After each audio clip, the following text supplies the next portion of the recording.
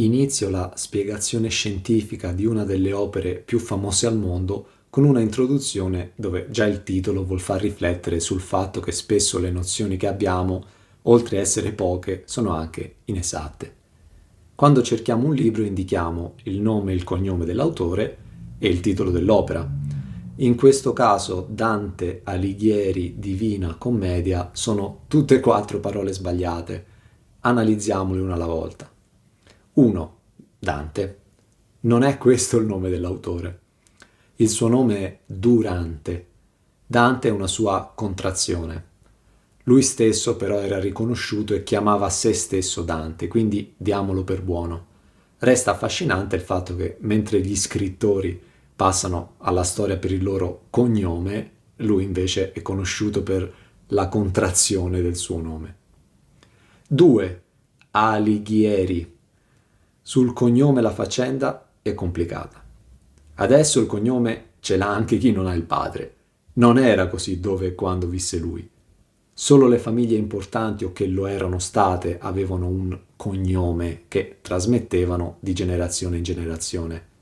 Tutti gli altri erano conosciuti con il nome, nel caso si aggiungeva il nome del padre, quindi Durante di Alighiero. I parenti del poeta iniziarono però a uscire dalla massa. Da un antenato Alighiero, appunto, non il padre, quindi per uso, non che ci fosse un registro ufficiale che lo accertasse, i cittadini iniziarono a identificarli come gli Alighieri. Di conseguenza, Durante di Alighiero degli Alighieri. La situazione, se possibile, si complica ancora di più per il fatto che le fonti dell'epoca riportano indistintamente Alleghier, Aldighieri, Alaghieri, Alachieri e altre varianti, tra le quali anche Alighieri. Adesso sai perché dire Dante Alighieri è già una grande approssimazione. 3. Divina. Divina in quanto parla di Dio, divina per la poesia contenuta al suo interno, ma divina è un aggettivo che l'autore non ha mai usato per riferirsi alla sua opera. Questa parola è stata aggiunta dopo la sua morte. 4. Commedia. Adesso sembra strano che un'opera possa essere pubblicata senza titolo. Prima non lo era, basti pensare all'Eneide di Virgilio, che lui non chiamò così, o a tutte quelle poesie senza titolo conosciute citando il loro primo verso. A noi non è arrivata l'edizione scritta di pugno da Dante, con tanto di titolo magari, ma sappiamo che lui la pubblicava in corso d'opera, dato che abbiamo citazioni dell'Inferno quando il Paradiso non era ancora terminato. Commedia non è un titolo, ma uno stile, un genere di opere con lieto fine. L'autore non ha mai intitolato commedia la sua opera, perlomeno non con la doppia M e l'accento sulla E. In Paradiso 25 la definisce poema sacro. In Inferno 16 scrive per le note di questa commedia. La conferma arriva in Inferno 20 dove appunto Virgilio chiama la sua stessa opera l'alta mia tragedia, non appunto con il titolo che noi conosciamo, Eneide, come infatti la chiamerà anche un poeta a lui successivo in Purgatorio 21. Dettagli puntigliosi, certo, ma che, ripeto, servono a far riflettere sul fatto che Dante Alighieri Divina Commedia sono 4 parole non fedeli alla fonte originale. Cos'altro non conosciamo di una delle opere più famose al mondo? Il testo originale. Anche questo adesso è impensabile, perché quando viene pubblicato un libro, questo può essere esattamente replicato senza sforzo, materialmente o anche virtualmente, e ognuno può avere la sua copia esatta. Per millenni non fu così. Solo chi aveva possibilità o soldi copiava o si faceva copiare un documento preso in prestito da chi a sua volta era riuscito a farsene fare una copia. Copiando si commettono errori. magari anche leggeri, ma più le copie sbagliate vengono a loro volta copiate e più il testo finale si allontana dall'originale. Non essendo arrivato a noi neanche un testo scritto direttamente dall'autore, la parola diretta a volte è diventata diritta, la parola parte, porta e così via, cambiando anche il senso della frase. Per fortuna uno studio secolare di confronto tra vari codici ci ha riportato a un testo che dovrebbe somigliare molto a quello originale, con differenze che troviamo ancora oggi confrontando due edizioni diverse.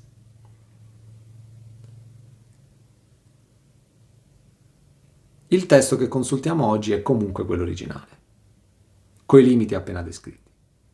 Non è una traduzione all'italiano moderno.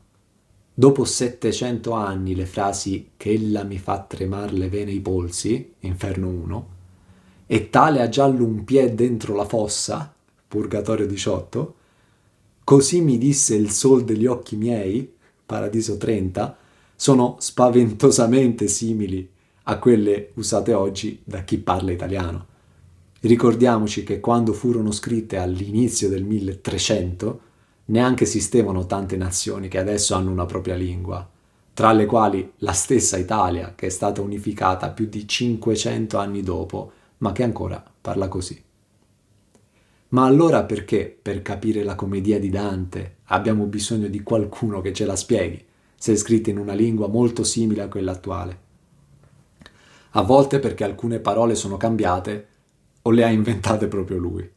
A volte perché vengano citati personaggi che non ci sono più familiari, eccetera. Ma non pensare che solo adesso abbiamo bisogno delle note per capire. I primi a spiegare l'opera furono proprio due figli dell'autore. I primi commentatori, anche per salvare un'opera eretica come questa, basti pensare che ci sono papi all'inferno e pagani salvati, dovettero abusare di giustificazioni per evitare che la Chiesa di Roma ordinasse di bruciare ogni singola copia. Adesso però chi commenta quest'opera ha il dovere di spiegare il significato fedele dell'autore, senza più essere costretto a dire che è un'opera cattolica. Prima di analizzare la struttura della commedia di Dante, devo però sfatare un altro mito, secondo il quale sì, vabbè, ma uno interpreta quello che c'è scritto come vuole. No, quella è la Bibbia. Intanto il fatto che ci siano varie interpretazioni e vari livelli interpretativi, allegorico, morale, anagogico, è una delle ricchezze, e non un difetto, che ha portato quest'opera a essere ancora studiata nel mondo dopo 7 secoli. Il significato nascosto viene spiegato dall'autore, ma con citazioni e riferimenti sparsi nella sua opera che riuniti fanno capire ciò che lui voleva, ma non poteva, dire. Io divido le interpretazioni in 3 categorie. 1. L'interpretazione fedele, basata su ciò che lui ha scritto e letto, e sarà la sola che ti darò per ogni verso. 2. Le varianti valide, sempre basate sulle sue fonti. Una variante valida diventa l'interpretazione fedele quando è supportata da richiami più numerosi e più specifici. 3. Le interpretazioni sbagliate, cioè basate su ciò che lui non ha scritto, cioè il senso letterale non è la base di quello allegorico, oppure spiegano il contrario di ciò che lui ha scritto o ciò che lui non poteva conoscere. L'opera è strutturata in versi endecasillabi, ogni verso, ogni riga di testo ha 11 sillabe, 1-1. Terzine, i versi sono raggruppati in gruppi di 3 e dato che ogni verso ha 11 sillabe, ogni terzina ha 33 sillabe, ritenuti gli anni di Cristo. La rima, incatenata, collega le terzine tra loro. Canti.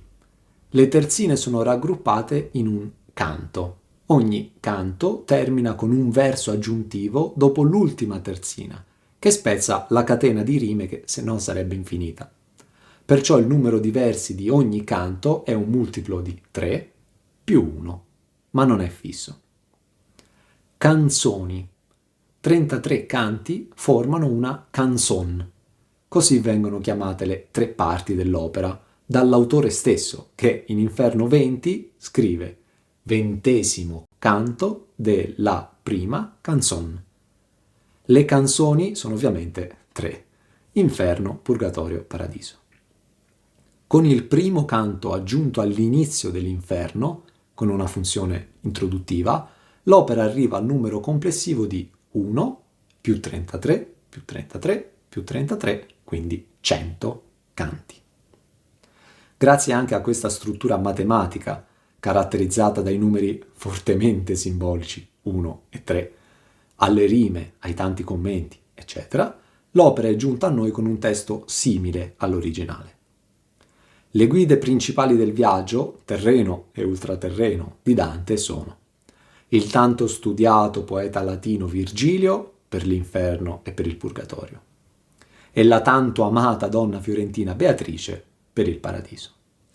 Tra queste due guide non c'è un passaggio diretto di consegna. Virgilio lascia Dante a Matelda, quasi in cima al Purgatorio, Beatrice lo lascia a Bernardo, quasi in cima al Paradiso.